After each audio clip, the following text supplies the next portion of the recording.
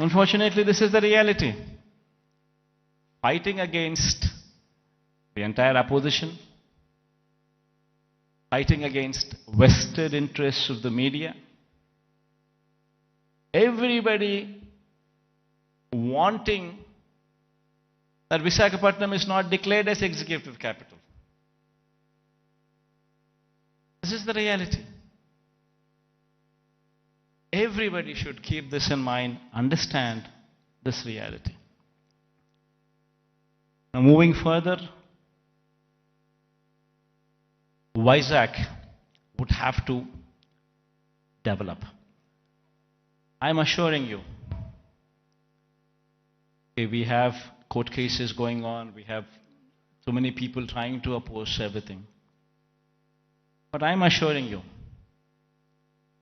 post-election,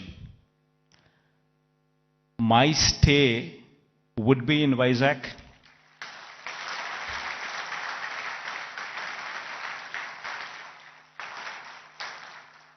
In fact, my swearing-in ceremony also would be in Vizag.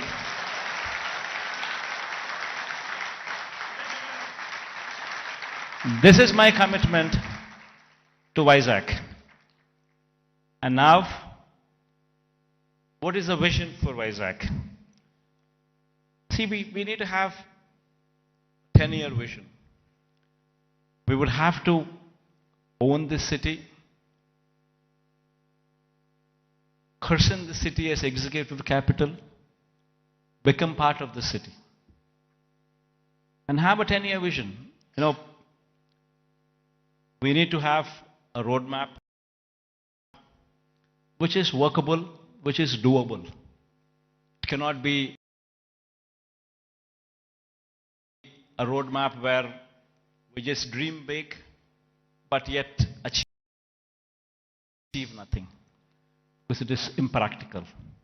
Not so. We need to have a practical solution. We need to have a practical approach, and we need to have a vision which is realizable in 10 years' time.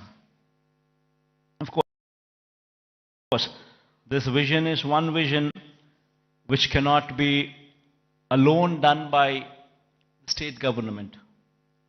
It would have to be the state government, it would have to be the central government, it would have to be a PPP model, it would have to be encouraging private people also to become part of the vision. All these people become part of this vision, only then we can realize Vizag is the next competitor in a decade's time to Hyderabad, Bangalore or Chennai. In fact, why I was opposed to the idea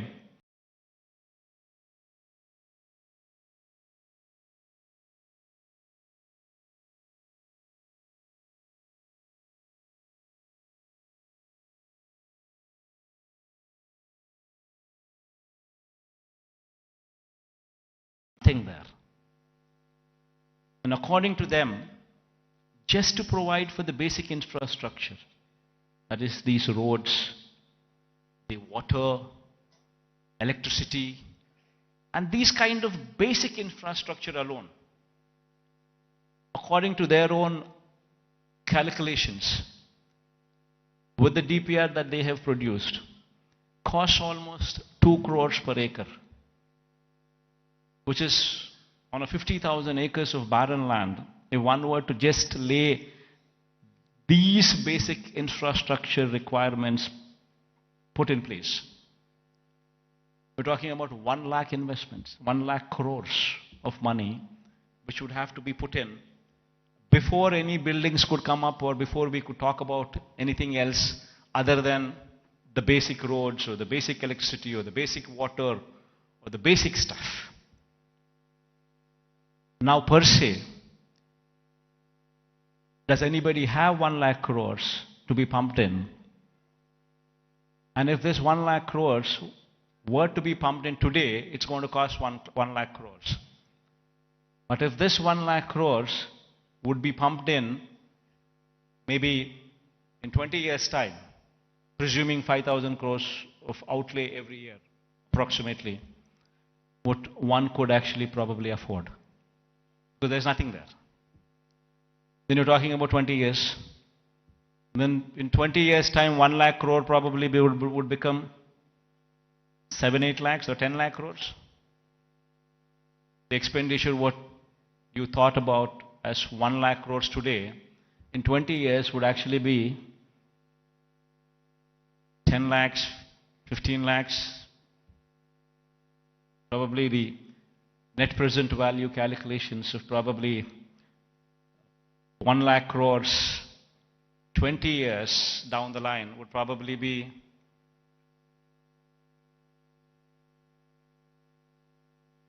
one were to calculate 1 lakh crores today, 20 years down, it would be 10 lakhs, 15 lakhs, 20 lakh crores. And which is going to be a dream chasing. You would never be anywhere. That is the reason why I say I'm nothing against it. It's only something that we can't do it. Whereas here in Vizag, we have a place which already has this basic infrastructure put in place. We already have roads.